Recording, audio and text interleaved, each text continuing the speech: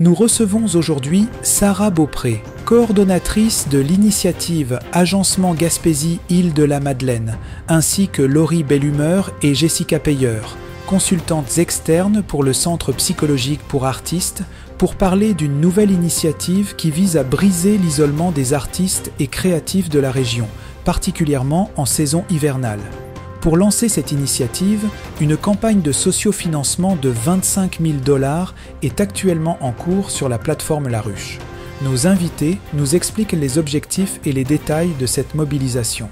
Le Centre psychologique pour artistes, en fait, le principe derrière cet organisme-là, c'est principalement pour créer des ponts entre les milieux artistiques et entrepreneuriaux, entre autres. Donc, c'est vraiment pour permettre aux artistes et aux créatifs, donc on parle pas juste d'un artiste avec un statut reconnu, on parle aussi d'un créatif, quelqu'un qui se considère comme un artiste.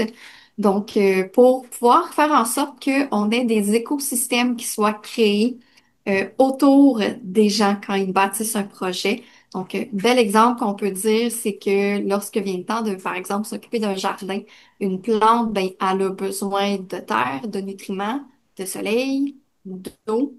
Donc, le centre psychologique par artiste est principalement, en fait, ce qui va dans la terre. Donc, s'assurer que la terre, elle est fertile, qu'elle reste fertile. Et c'est vraiment axé sur des initiatives en collaboration. Donc, de créer des projets, de supporter des projets qui sont déjà existants. Et la particularité qui est importante de faire comme nuance, des fois, les gens vont penser que le Centre psychologique pour artistes offre des ateliers, des interventions individuelles. Donc, avec un individu qui peut, par exemple, être en situation de crise, qui a un besoin d'un soutien psychologique immédiat. Le centre psychologique pour artistes, c'est pas sur ça qu'ils vont se concentrer, c'est vraiment en amont, s'assurer que la santé au sens global, elle est bien supportée et il y a des ressources qui existent spécifiquement pour les gens qui auraient des besoins plus en accompagnement un à un. Ils vont offrir différentes aussi activités de groupe, donc certains ateliers, euh, style atelier conférence ou atelier interactif pour que les gens, quand ils participent, il y a beaucoup d'activités qui sont en ligne, qui sont faites. Quand les gens y participent, et on a un esprit de groupe, de communauté. C'est vraiment axé sur le de pas se sentir seul, justement. Ben justement, ça va nous connecter justement à la campagne de sociofinancement qui est sur La Ruche, qui soutient, si j'ai bien compris, l'initiative locale de l'Agencement Gaspésie de la Madeleine. J'ai une question peut-être par rapport à ça. Comment est-ce qu'on peut faire un portrait, parce que je comprends que ce projet c'est pour briser l'isolement des artistes de la région.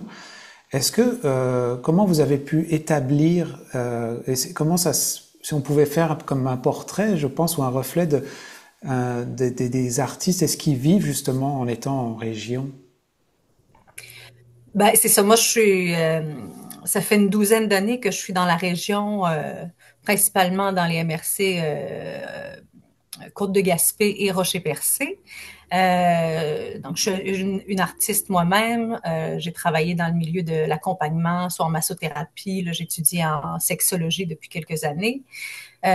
Puis après avoir discuté avec beaucoup d'artistes du milieu, après avoir été consulté des organismes culturels et artistiques, on a constaté qu'il y avait un manque au niveau du soutien spécifique à l'artiste et aux acteurs culturels. On les inclut aussi là, dans le projet agencement.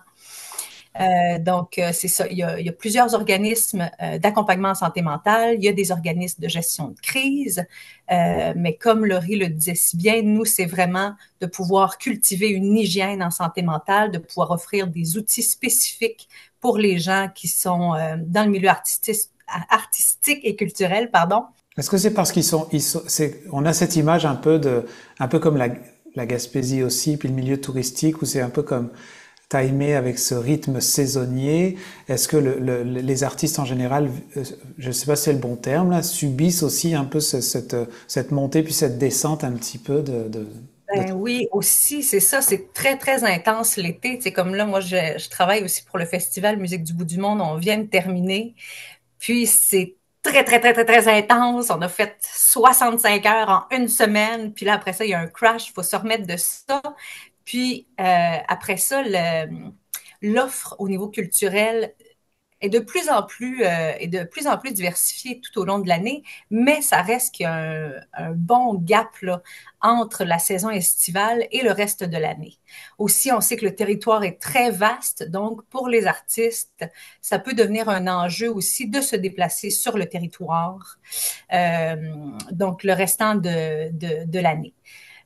Donc, c'est aussi pour ça qu'on voulait faire quelque chose de vraiment spécifique pour Gaspésie, Île-de-la-Madeleine, parce que si on regarde à Montréal, les régions entourant, c'est pas la même réalité. Donc, c'est pour ça que c'est important pour moi là, de me focusser sur la région ici. Et ben, ma question serait, c'est comment est-ce qu'on peut justement sortir de l'isolement un artiste, quelqu'un qui serait justement voué à vivre un peu ces creux?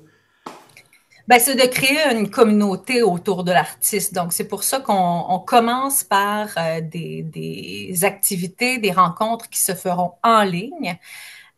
Donc, pour la période, disons à partir d'octobre, fin octobre jusqu'à début juin, ça va être principalement des rencontres en ligne, en virtuel, avec des conférences, des rencontres pour stimuler la créativité, pour donner des outils spécifiques, pour que les gens puissent se rencontrer d'une autre façon. Puis après ça, on veut pouvoir, parce qu'on sait qu'en ligne, souvent, il y a une fatigue qui vient avec ça, de pouvoir faire des activités en personne où est-ce que les gens peuvent se rassembler. Donc ça va être plus au niveau estival. J'avais commencé à discuter aussi avec certains agents de développement des différentes MRC que ça pourrait être intéressant que moi, je me déplace même durant l'hiver pour qu'il y ait des petits cocons qui puissent se faire autour, qu'on puisse associer mon visage, mon énergie en personne pour que ce soit plus là, que ça crée une colle communautaire un peu, là, si on veut. D'accord. Alors pour ça, le fait de lancer une campagne de sociofinancement, c'est pour justement financer tout ce projet-là. Est-ce que c'est sur combien de temps est-ce que c'est pour partir sur une année? À quoi va servir l'argent? Donc, nous, on souhaiterait partir. Le premier événement serait prévu pour la fin octobre. Donc, c'est sûr que il y a le site Internet, il y a les différentes plateformes qu'on va utiliser. On veut que la diffusion soit de qualité. On veut que les événements aussi en personne puissent être diffusés aussi pour pouvoir garder ce lien-là euh, euh, dans la communauté artistique et culturelle tout au long de l'année. Donc, ça va être entre autres pour ça. On veut aussi pouvoir inviter des conférenciers, des artistes qui veulent partager leur vécu, puis on souhaiterait pouvoir rémunérer ces personnes-là. On veut pas que ce soit fait par bénévolat parce on veut que c'est important qu'on puisse reconnaître le travail qui est fait derrière ces partages-là.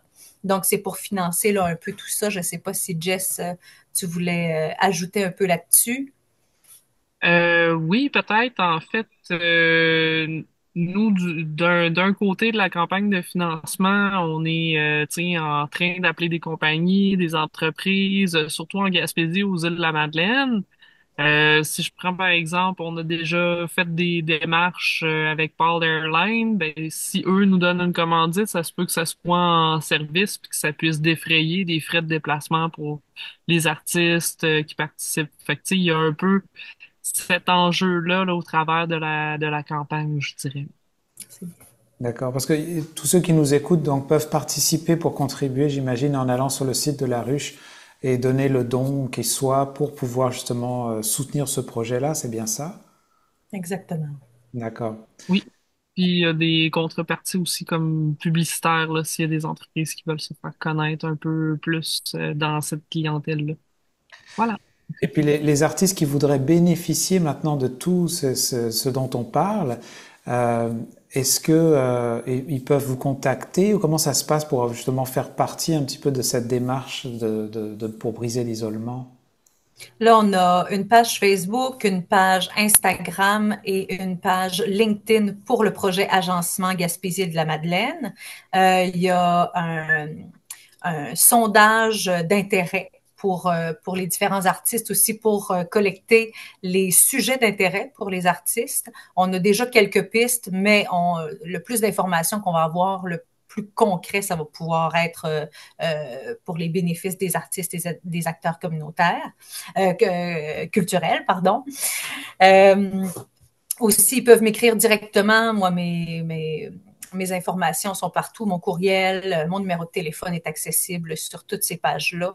Donc, que les gens se gênent pas du tout. Là, je réponds rapidement à mes messages. Puis ça me fait vraiment plaisir là, de communiquer avec eux. Parce que Peut-être ajouter comme précision, la façon dont ça fonctionne, c'est que les gens, en fait, ils vont, parce que oui, on a les sondages pour avoir les idées des thématiques et tout, mais tu sais, on s'entend qu'il y a assurément des gens qui vont nous entendre aujourd'hui, qui vont dire, oui, moi, j'ai envie de participer, d'être un participant ou une participante. Donc, le principe, c'est d'aller sur la plateforme avec la ruche. Dans la campagne de sociofinancement, il y a possibilité de pouvoir justement prendre son abonnement, puis de passer par la campagne de sociofinancement. À ce point-ci, ben, on a l'équivalent de un mois gratuit qui est donc sur l'année. On a un mois qui est gratuit, donc ça permet d'avoir, c'est 2 mois gratuits même en Deux fait. mois gratuits. C'est 2 mois Me gratuits, donc semble. ça permet d'avoir des rabais donc sur un abonnement qui est annuel finalement.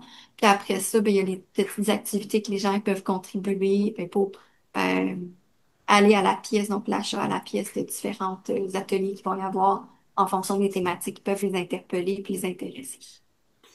Parce que j'imagine qu'en tant qu'artiste, des fois, on peut ne pas se considérer des fois isolé parce qu'on s'adapte à ce rythme, tout ça. Mais ce que je peux comprendre, c'est que dans le fond, ça serait quelque chose qui permettrait aux artistes de quand même ajouter peut-être des activités ou des choses pour pouvoir créer des liens. C'est bien ça que je comprends. Oui, exactement. Puis de pouvoir aussi co-créer, tu sais, ça, c'est un bel aspect aussi.